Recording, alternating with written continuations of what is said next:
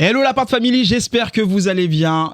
Prince Calixte pour vous servir. Je suis très content de vous trouver ou retrouver sous un nouveau format, qui s'appelle le podcast de l'appart. Alors le podcast de l'appart, c'est quoi ? C'est tout simplement l'appart de la Villette qui a décidé de lancer son propre podcast. Et j'invite des copains, des copines qui suivent aussi l'appart de la Villette à venir échanger avec moi ici même sur différentes thématiques. Et vous allez voir que les thématiques qu'on va aborder sont des thématiques qui sont essentielles à l'évolution personnelle, mais l'évolution conjugale, j'ai envie de dire.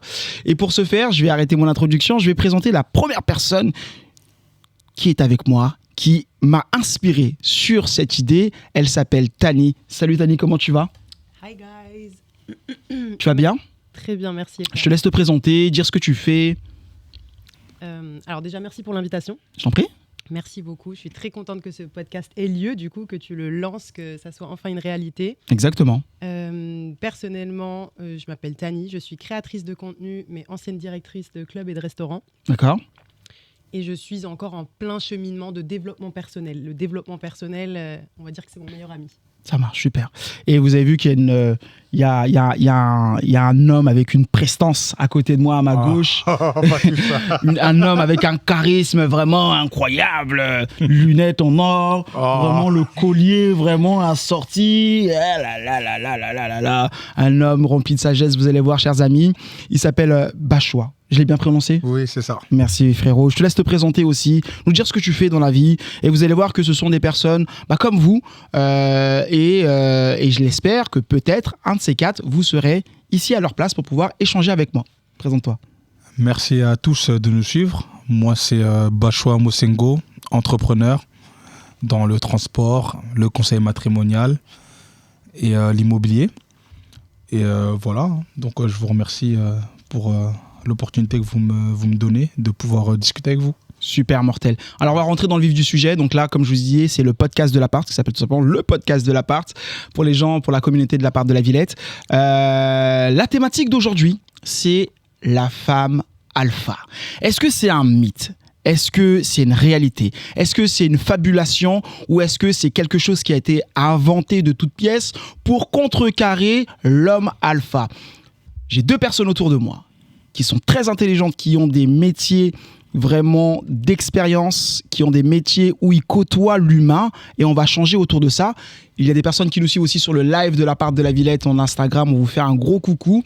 N'hésitez pas aussi à poser vos questions. Nous avons Perrine et l'ensemble de nos équipes qui seront là à répondre à vos questions. Donc je vais commencer par toi.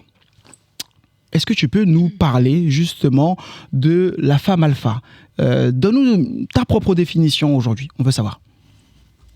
Alors, c'est vrai que ce terme, c'est un terme que j'avais pas forcément entendu avant. Je connaissais plutôt le terme de femme indépendante. J'ai dû aller me renseigner pour voir ce que ça voulait dire ou comment les gens l'utilisaient.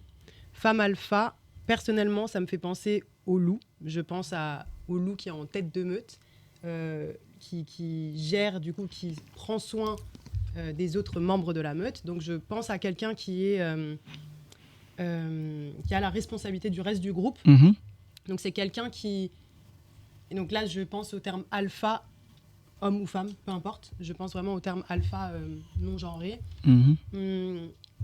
Au concept de penser à l'autre, de prendre soin de l'autre, d'avoir le bien-être de tout le groupe comme priorité. Donc, ça veut dire que c'est quelqu'un qui a le rôle de leader. Le rôle de leader. Et toi, tu peux nous donner aussi, pareil, ton regard sur ça en tant qu'homme,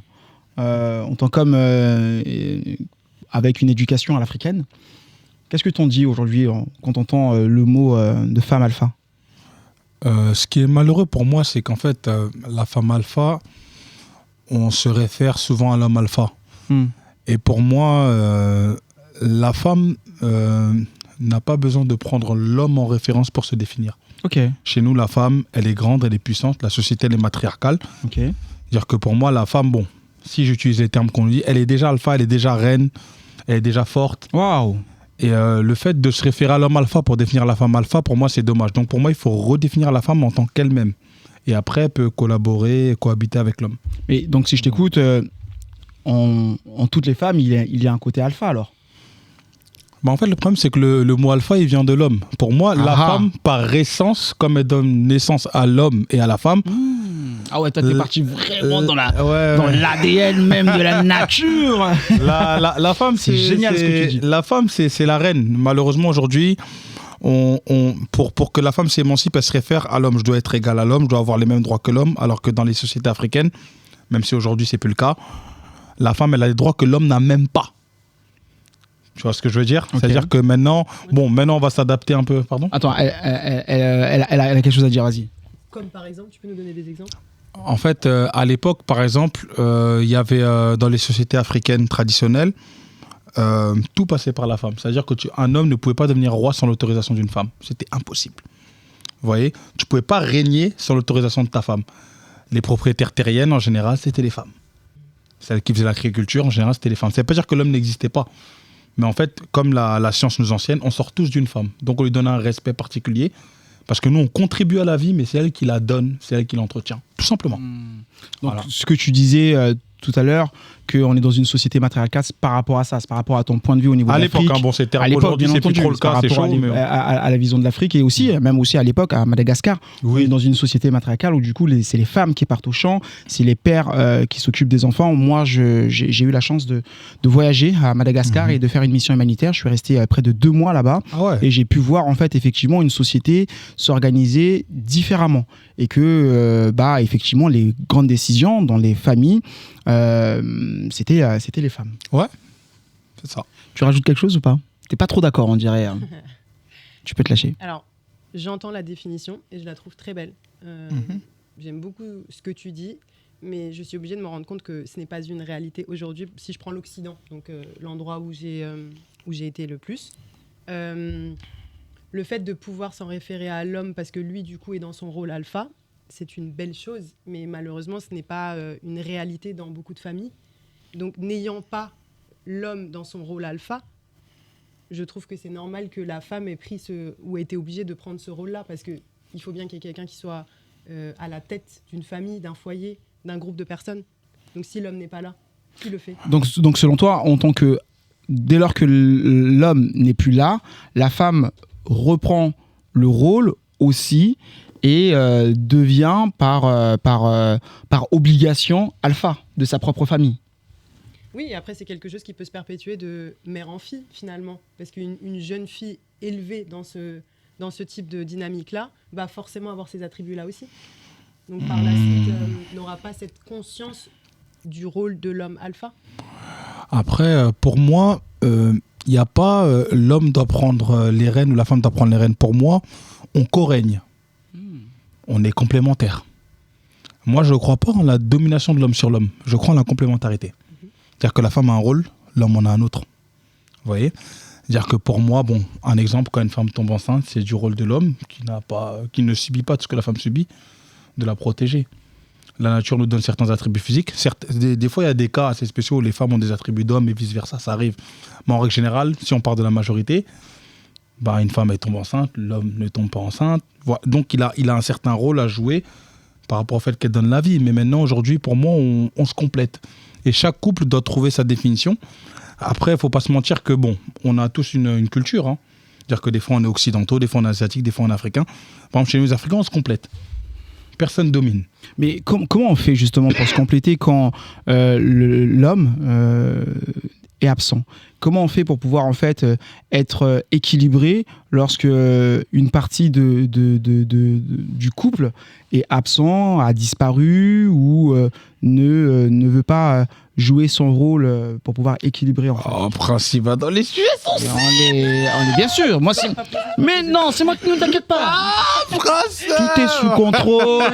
Je suis un professionnel. Non. À votre santé. N'hésitez pas à laisser vos commentaires sur ce que vous entendez. Non, prends une gorgée parce que là, je sens que tu vas parler. Parce que t'inquiète pas, on est connectés. Non, j'adore. Allez, let's go, on t'écoute. Maintenant, il faut dire la vérité. Aujourd'hui, on parle de tradition, c'est vrai, mais il ne faut pas oublier que la tradition, elle est évolutive, elle n'est pas figée. C'est-à-dire que la tradition, c'est la culture pratiquée au quotidien. Donc quand le quotidien change, la tradition change et évolue. Ce qui est normal. Aujourd'hui, il y a eu beaucoup de familles qui ont été brisées, donc il y a des femmes qui ont dû jouer les 2 rôles. Donc maintenant, on ne va pas les juger parce qu'elles ont joué le rôle du père et de la mère parce qu'il n'y avait pas de père. Ça, c'est vrai. Maintenant, la question, c'est que maintenant, on va essayer de réfléchir, moi, en tant que garçon, comment je vais faire pour que mes frères puissent reprendre leur rôle.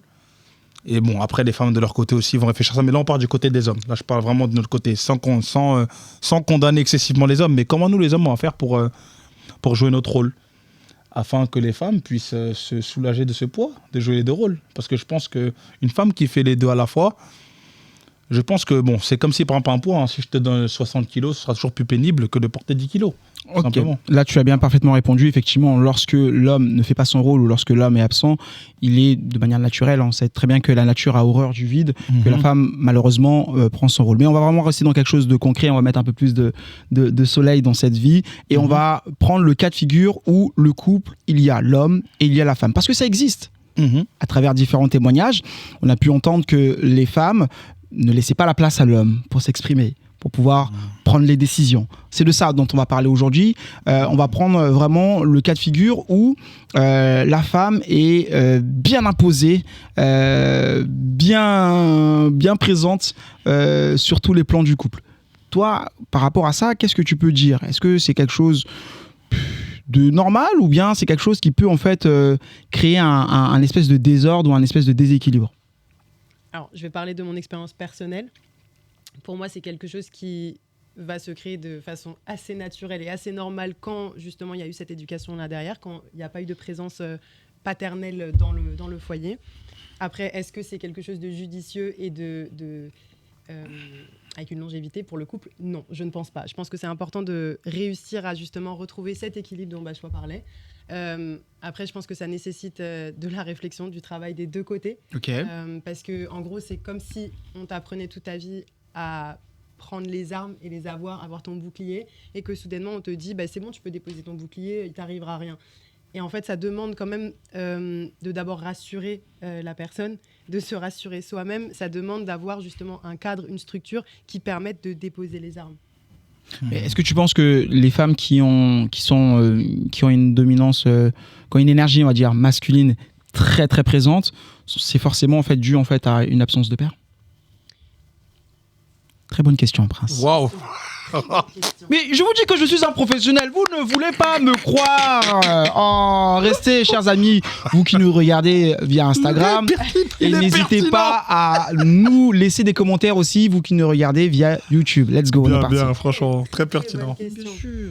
Alors là, malheureusement, je ne pourrais pas répondre avec des chiffres, des données exactes. Non, c'est vraiment ton avis, tu généralises, on est là vraiment, c'est une discussion. Hein, les podcasts de l'appart, c'est ça, c'est une discussion intelligente pour pouvoir en fait essayer de construire ou de déconstruire certaines idées et certains sujets d'actualité. Ma réponse, je pense que c'est vraiment lié. J'ai eu l'occasion de rencontrer des femmes dans le monde entier, donc pas juste en France, mais dans plein de cultures différentes. Et systématiquement, ce que j'ai pu noter, c'est que moi, étant dans mon énergie masculine à l'époque, vraiment, même pas 100%, mais 300%, du coup, je connectais facilement avec les femmes dans leur énergie masculine aussi. Et franchement, à chaque fois, c'était parce qu'il y avait eu une absence du père, donc pas de figure paternelle, donc en fait, le rôle de l'homme même pas défini dans le foyer, dans le couple. Donc forcément, quand tu as grandi avec ça, comment derrière tu peux prétendre vouloir ou pouvoir créer ce genre d'équilibre-là, laisser la place à l'autre? C'est quelque chose qui vient pas instinctivement si tu l'as pas vu. Tu veux rajouter quelque chose par rapport à ça? Franchement, c'est hyper intéressant. Pour moi, c'est une question d'équilibre. Parce qu'aujourd'hui, même la science nous l'explique. Même pour une femme qui fait une PMA, je crois qu'on appelle ça comme ça. Oui, c'est ça. Les spermatozoïdes, c'est une énergie masculine. Et les ovaires, les ovules, c'est une énergie féminine. Donc on est composé des deux. Donc automatiquement, quand on manque d'un père ou d'une mère, ça fait un déséquilibre. Voilà. Donc maintenant, la chose, c'est quoi? Je pense que pour qu'une personne soit équilibrée, elle a besoin des deux énergies. Je ne vais pas dire un homme, une femme. Les deux énergies. Parce qu'un homme, avant tout, c'est une énergie. Une femme, c'est une énergie. Mais il ne faut pas... aujourd'hui, il y a beaucoup de femmes qui ont eu à se débrouiller par elles-mêmes. Et il ne faut pas les condamner. Et après, il y a aussi des hommes aussi. Il y a des failles monoparentales, c'est dans les deux sens. Mais je pense qu'il faut une certaine réconciliation entre les deux énergies. Parce que, comme elle explique, quand on manque de cette énergie-là, ça se ressent. Comme elle expliquait, elle avait une énergie masculine. Sauf que c'est une femme. Elle a besoin aussi de ce côté-là. Mais on reproduit ce qu'on voit. Donc pour moi, il ne faut pas condamner une personne agressive parce qu'on reproduit ce qu'on voit. C'est-à-dire que si une personne est agressive, c'est qu'elle a reçu l'agressivité. Vaut mieux penser à soigner la source du mal que plutôt condamner le mal. C'est comme ça que moi je vois à peu près la chose. Super. Moi, je vous pose un cas concret. Une personne qui, lorsqu'on travaillait sur le sujet, avec qui j'ai pu échanger, elle me dit: Prince, voilà ma situation. Je travaille, ma femme travaille, mais ma femme occupe un poste à responsabilité. Et dans son travail, elle prend des décisions financières, elle prend des décisions hiérarchiques, elle prend des décisions de ressources humaines. Elle a un poste très pesant. Et que pour qu'elle puisse arriver en fait à là, elle a dû en fait, tu parlais d'énergie, donc je vais utiliser ce même terme-là, elle a dû faire preuve d'énergie masculine un peu plus prononcée que ce qu'elle aurait pu faire pour arriver à ce poste-là. Donc elle a dû rentrer en compétition avec d'autres hommes et montrer à ses boss que c'était elle qui était sur ce poste-là. Donc génial, elle a ce poste, mais aujourd'hui à la maison, pareil, elle ne me laisse plus dans mon rôle d'homme. Elle prend les décisions. Avant même que j'ai commencé à faire une action, elle a déjà en fait entamé l'action. Et il se sent complètement, lui, plus à sa place. Et ça a créé, bien entendu, je vous laisse imaginer, un cataclysme dans le couple parce que la place de l'homme a totalement été un peu biaisée et la place de la femme, pareil. Qu'est-ce qu'on peut dire justement lorsqu'on entend ce genre de situation? Honneur aux femmes, hein. Honneur aux femmes. Obligé. Alors, typiquement, ce genre de situation, ça me parle pour l'avoir déjà vécu. Tu étais déjà dans le cas, parce que tu étais tout à l'heure responsable, voilà, dans un établissement où il y avait de l'homme, où il y avait de la testostérone, où c'était... et tu as dû t'imposer. Oui, exactement. On apprend tout ce genre d'attributs-là, la compétitivité, gérer l'ego. Donc, du coup, on comprend bien ces termes-là et on est dedans. Et la complexité, encore une fois, c'est de rentrer à la maison et de faire abstraction de ce côté-là. D'arrêter de puiser dans son énergie masculine pour pouvoir justement s'en remettre à quelqu'un d'autre. Chose qu'à l'époque, j'ai pas du tout réussi à faire. J'en étais pas consciente. Je mettais pas les mêmes termes de toute façon sur ça. Donc, j'en avais pas autant conscience. C'est compréhensible. C'est... très dur de faire cette distinction, de vraiment switcher. Donc à l'extérieur d'être en OK, c'est moi qui gère, c'est moi qui suis in charge, et après de rentrer et de réadopter son énergie féminine, alors que du coup c'est à l'opposé même de ce qu'on fait à l'extérieur, étant donné qu'à l'extérieur, c'est comme si on mettait de côté son énergie féminine pour pouvoir être successful. Donc du coup, c'est quelque chose qui est... C'est vraiment un interrupteur à aller allumer. Aller allumer voilà. Et éteindre. Et c'est pas du tout évident. D'accord. Toi, qu'est-ce que tu dis par rapport à la situation que je viens d'émettre? Déjà, félicitations à toi, parce que c'est difficile pour une femme de s'en sortir dans un monde d'hommes, sur sa respect. Et je pense que, comme j'avais expliqué dans le Palabre à l'appart, oui. Voilà, j'avais expliqué qu'on a une guerre à mener contre la violence. Aujourd'hui, le système patriarcal a ramené ce qu'on appelle la violence. Les hommes sont naturellement, je ne vais pas dire violents, mais naturellement assez virulents. Vous voyez, la virilité, virulence, ça vient de la testostérone. Donc, quand un monde est dominé par les hommes, excusez-moi, automatiquement, il y a de la virulence.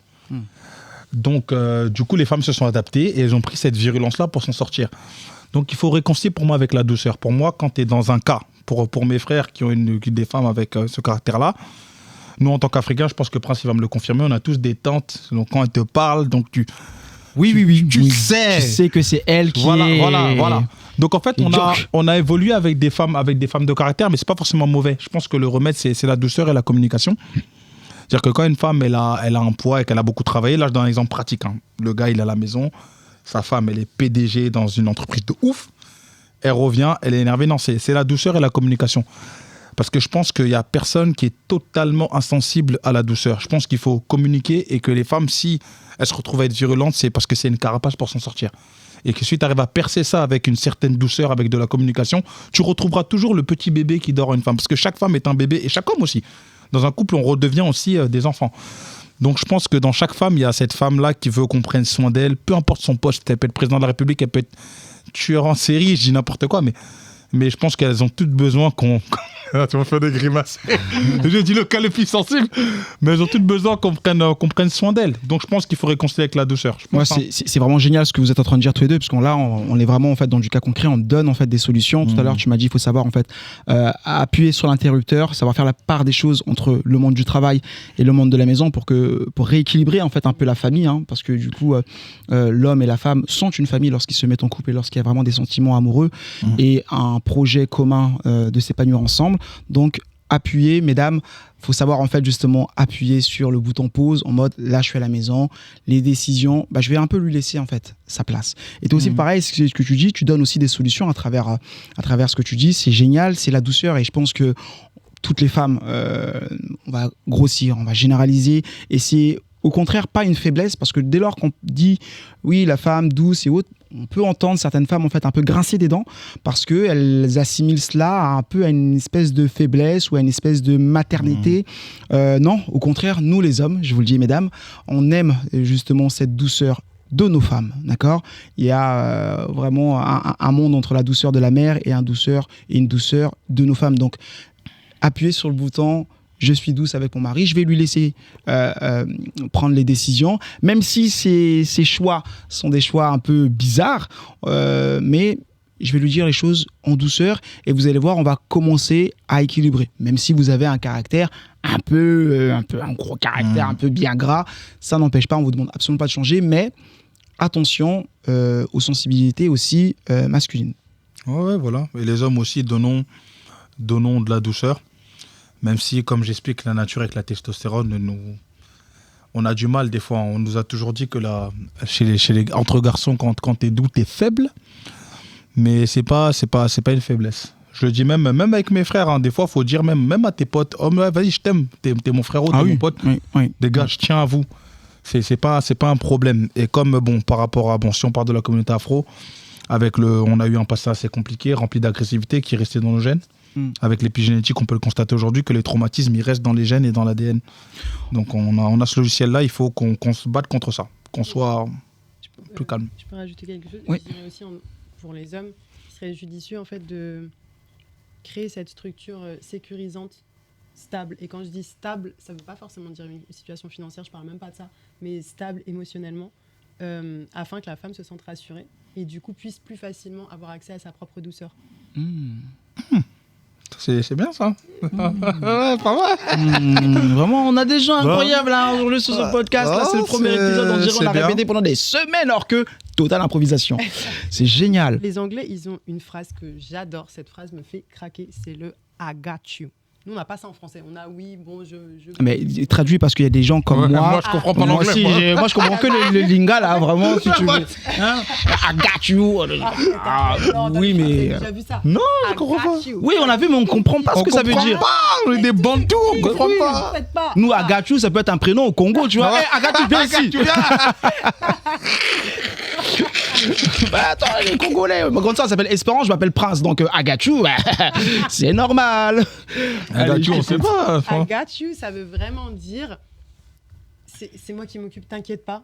Il y a vraiment, c'est tout ça en même temps. C'est je m'en occupe, ne t'inquiète pas, je suis là pour toi. Ça veut dire tout ça. I got you. C'est vraiment, en fait, le I got you, ça pourrait la traduction, figurée. C'est, imagine, tu sautes et en fait, il y a quelqu'un qui te rattrape. C'est vraiment cette notion. Mais justement, parce qu'on est vraiment sur ce sujet-là, femme alpha, tu sais qu'il y a des hommes qui veulent vraiment agachu leur femme, mais ces femmes ne leur laissent pas la pression sociale. Mais bien sûr, elles leur laissent pas. Moi, j'ai une amie à moi qui est vraiment sexologue, thérapeute. Elle a plusieurs doctorats. C'est vraiment une passionnée justement des relations hommes-femmes. En échangeant avec elle et avec certains de ses confrères, on a souvent ce problématique des embrouilles du couple dû au ménage, d'accord ? Et lorsqu'en fait on entend les femmes, oui mais ils mettent pas, ainsi de suite. Et lorsqu'on va gratter un peu plus chez les hommes, c'est elle ne me laisse pas faire. Comment tu veux en fait dire à une personne I got you si elle ne te laisse pas faire ? Mais il n'y a pas de I got you sur le ménage. Laisse-la faire son ménage parce que si elle... Non, c'est que lui veut faire. J'ai compris. Mais t'as compris ? C'est probablement qu'il a mal fait. Ou alors il veut t-shirt, c'est mal fait, donc elle va dire ah c'est bon je fais. Mais moi c'est pas ça. Moi, pour moi le I got you c'est pas viens je t'aide à plier les t-shirts, c'est non je book un trip aux Seychelles parce que j'ai conscience que ma femme se bat et justement, j'organise tout et j'arrive avec les billets déjà bookés. Ouais, mais là, regarde, là, t'as dit quelque chose d'intéressant. Les Seychelles. Mais pour les hommes qui n'ont pas les moyens de payer les Seychelles. Bah, Tu vois ce que je veux dire? Ah, voilà. Parce que bon, moi, dans mon cas, voilà. Après, il y a des gens, bon, ils n'ont pas le problème financier. Et c'est ça qui pose problème. C'est qu'imagine le gars, Là, il est c'est un plombier. débat. Moi, je mange des Il chips. gagne 1 200 € par mois. Pour aller aux Seychelles, il va se ruiner pour la fin de l'année. Donc, en gros, comment lui il fait pour le Agathiou? Il faut que tu me donnes la solution du Agathiou. Comment on fait pour le Agathiou, tu vois? Pour un plombier. Oui, bah, un plombier, très bien. Donne-nous des petites J'ai choses. ma petite idée, justement. mais je veux voir ce que tu Vas-y, vas... donne-nous des petites choses parce que nous, c'est. Tu parles de plombier, mais aussi des entrepreneurs qui sont en train de lancer leur business. Oui, c'est Ils sont difficile. pas encore arrivés en fait à l'apogée de Ouais. leur art et de leur business. Ils ont pas les moyens en fait de. Et toi, tu T'as dis- raison. Attends, parce mais que- ma soeur, t'as quand même dit chez Celle, c'est Celle ou chez Celle. Seychelles. Vrai, mais t'as même pas dit, je sais pas, Non, Marseille, non, mais vers t'as Montpellier, raison. dans un truc de Talassio, t'es parti vraiment à 18h Parce de qu'il y a vol de la beaucoup de gens France. qui disent que entrepreneur n'est égal par argent, ça c'est vrai. L'entreprise, quand elle démarre, en général, tu souffres au moins pendant 2 ou 3 ans minimum. Et ça, c'est pour les plus performants. En général, tu souffres au moins 5 ans. Oui, non, c'est Moi, vrai, moi, c'est vrai. je parle de vécu. Moi, je parle de pique-nique. C'est rien. Tu vas faire tes courses au grand frais. C'est bon, ça sera pas cher. Grand frère, c'est cher. Non, toi, t'es dans le luxe. Grand frère. Mais moi j'ai été au grand frère quand j'ai touché l'argent de ma vie. Grand frère, c'est l'argent. Bon, tu prends une Lidl. action. Oui, Voilà, Lidl, hein. oui. Grand frère, c'est l'argent. Non, mais là, Non, tu je vas suis poser- bourgeois. non, je suis obligé de mettre pause. chipoter. Je suis obligé de mettre grand frère. C'est pas cher. C'est hyper cher. Grand frère. moi, Mon c'est quand gars, je m'en ça suis te met au sorti. frais tout ton argent, Ouais. mon gars. Non, mais excusez-moi, Et le fruit dure même pas Seychelles et longtemps. Au grand frais, il y a quand même un écart. Oui, ça va. Oui, c'est vrai, c'est vrai. Oui, c'est On vrai. rigole, on est là pour ça aussi. Non, mais elle a raison. Tu peux faire un effort, c'est vrai. Luxembourg, une exposition gratuite, on s'en fiche, quelque chose de Ouais, c'est vrai. La femme, elle y a même pas pensé. C'est ça que je veux dire. Ah ouais, en gros, oui, c'est vrai ça. Venir plier le t-shirt en même temps qu'elle est déjà en train de plier alors qu'elle va mieux le faire, ça n'a aucun sens. Mais Ouais. autre chose. En fait, j'ai compris ce qu'elle a dit. Elle a dit qu'en gros, c'est vrai que si tu compares les Seychelles et le grand frère, en gros, si tu veux faire plaisir à ta femme, c'est vrai que dans ton salaire de 1200, tu peux aller à un grand frère, tu payes 100 € de fruits. Tu peux pas. Non, c'est vrai que si tu le fais tout le temps. Parce que moi, c'est vrai que j'avais une petite anecdote. Moi, quand j'ai commencé à aller à grand frère, j'ai commencé à dire on n'a pas la même vie. Et les fruits, ils durent pas longtemps. Des fois, je me dis, bon, peut-être que les conservateurs, c'est pas mal. Parce que t'achètes la mangue. Si tu la manges pas, le lendemain, ma femme, elle est périmée. Je dis, mais c'est quoi cette mangue que j'ai payé cher? Mangue viande. On me dit, ouais, ça a fait l'avion. Non, c'est vrai, mais t'as pas tort, pour revenir sérieusement. Si tu veux prendre soin de ta femme, c'est vrai qu'il y a des moyens. Et c'est vrai que le grand frère, c'est moins cher que les Seychelles. Je suis d'accord sur ça. Mais c'est quand même cher. On En reconnaît. plus, c'est génial parce que Grand Frère, ils vendent aussi des fruits de la passion qui viennent des Seychelles. Tu vois, donc au final, ça va. C'est pas. T'es. À défaut d'avoir. Meilleure solution. Elle veut fuir grand frère, c'est fini. Non, mais attendez, je l'ai fait pour moi-même en plus. Ok, à défaut Allez, de on partir la laisse. aux Ouais, Seychelles. ça va, dégoûte. Moi, j'ai acheté un truc sur Temu. Qui m'a Sur coûté- Temu. Ouais, qui m'a T'as coûté- pas dit bien, t'as dit une tému. C'était ému et là, le coup. C'est pas le Vuitton, c'est mute. C'est ça votre problème. On peut pas me proposer. Non, on écoute. Allez, on écoute. On est obligé de t'embêter. C'est que c'est l'Afrique, c'est comme ça.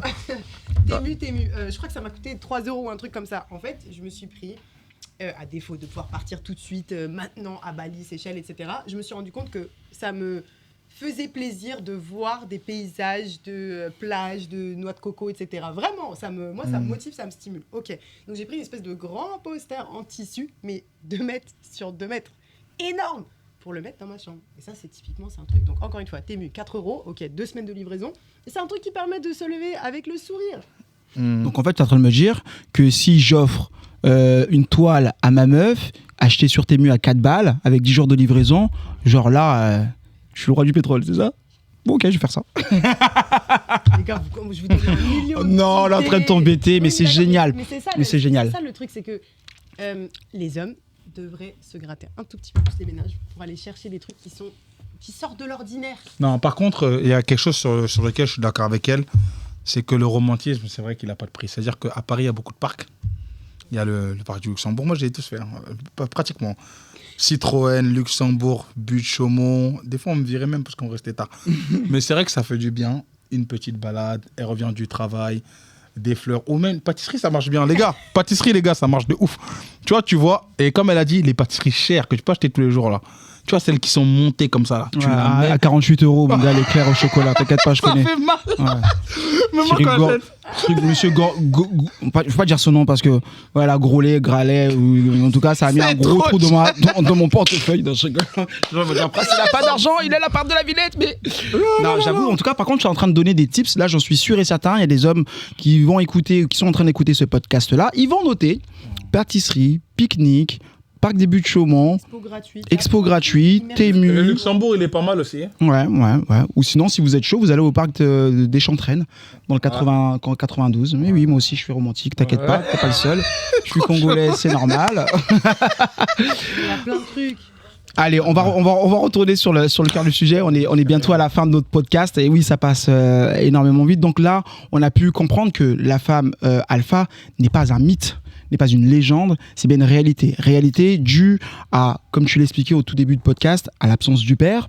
Réalité due aussi dans le milieu professionnel, ou réalité due aussi à un homme qui ne peut pas ou qui ne sait pas prendre les décisions au sein de son foyer. La femme, du coup, de manière naturelle, puisque l'absence, le vide a horreur de l'absence, prend cette place-là. Mais on vous a donné aussi des solutions, chère dame. On vous a donné des solutions qui sont, à un moment donné, il faut laisser de manière très volontaire la place à l'homme. Je parle bien des couples, je parle bien de personnes lorsqu'il y a un homme ou une femme, je parle de cette image qui est figée. Laissez-leur la place, laissez-nous la place aussi de vous séduire, de vous surprendre, parce qu'on parlait aussi de romantisme, de faire des pique-niques, des pâtisseries bien chères, on va vous les présenter, mais laissez-nous la chance. Et même j'ai envie de vous dire ceci, encouragez-nous à le faire. Oui.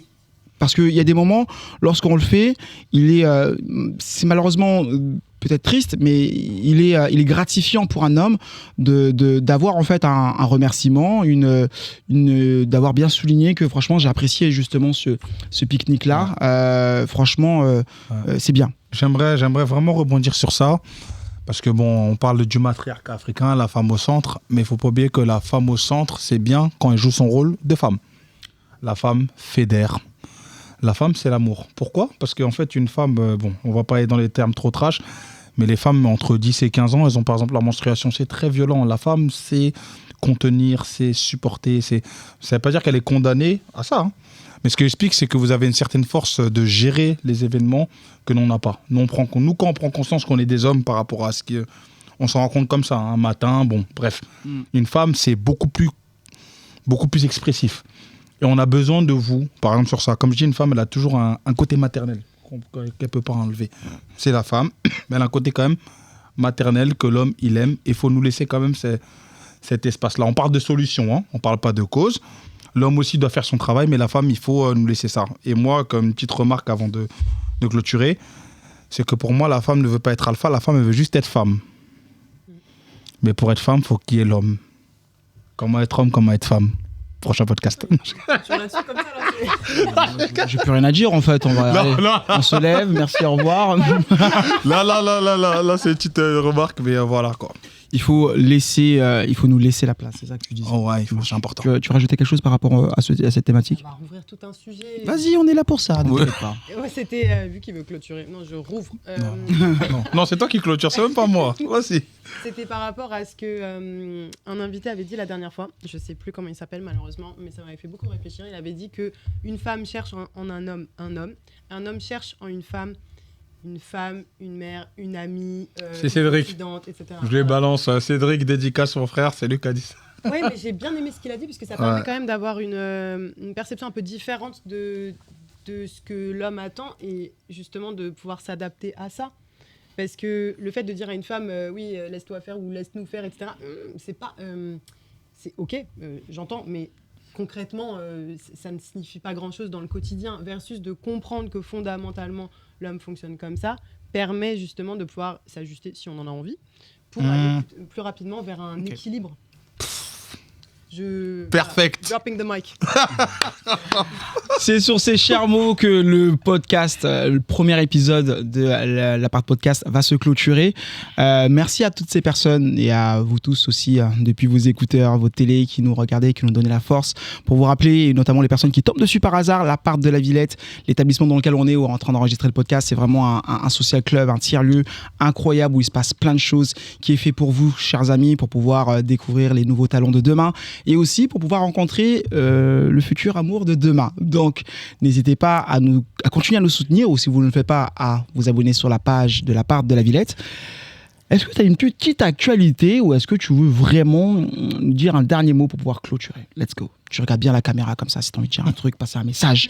Vas-y. Let's go, on t'écoute. Ô femme alpha.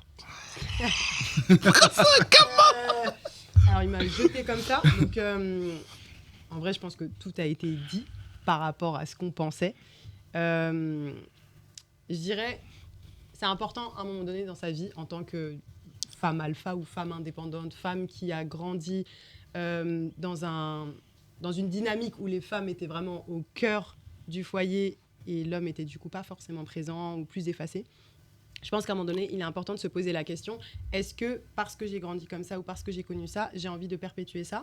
Quelle est ma vision du foyer? Bien. Quelle est ma vision de l'amour? Quelle place est-ce que je donne à l'homme? Et de faire les choses en fonction de ses propres choix et pas les choix des générations précédentes. Voilà. Merci. Toi, homme, alpha. Moi, je suis pas un homme alpha. Mais par contre, je suis un homme un vrai. Et en tant qu'homme qui s'assume, non, c'est vrai, il faut dire la vérité. Respecter la femme, ça ne veut pas dire qu'on n'est pas des hommes. On est des hommes, on a notre virilité, on aime se sentir respecté, on aime se sentir à notre place. Voilà. Et on aime aussi que la femme soit à sa place.